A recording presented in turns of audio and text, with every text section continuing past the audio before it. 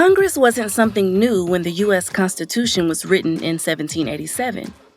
In fact, the legislative branch was already in place under the Articles of Confederation, our first national constitution. It just had little power. So in the new government, the framers sought to expand national power, while at the same time putting firm limits on how it could be used.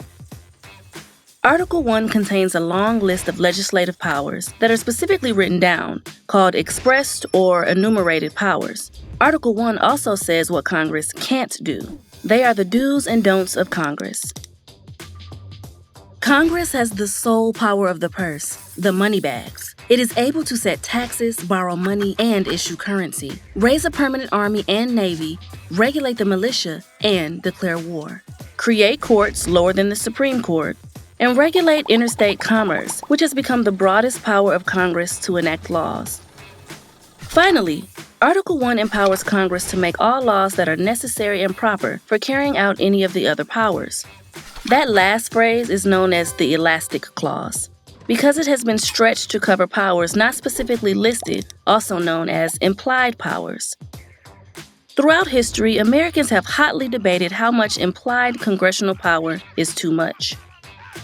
Article 1 also contains a list of congressional powers that are specifically banned. These include no abolition of the slave trade before 1808, one of several parts of the original U.S. Constitution that protected slavery, no tax on state exports or playing favorites with state ports and ships, no abuses of criminal law, like secretly keeping people in jail without seeing a judge.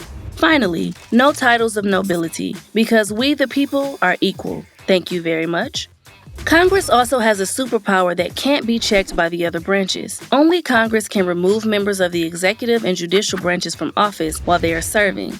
The House accuses or impeaches officials of abusing their office, and then the Senate votes on guilt and removal.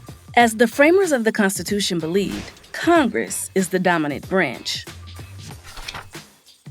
Do you think the elastic clause has been stretched so far that it gives Congress too much power?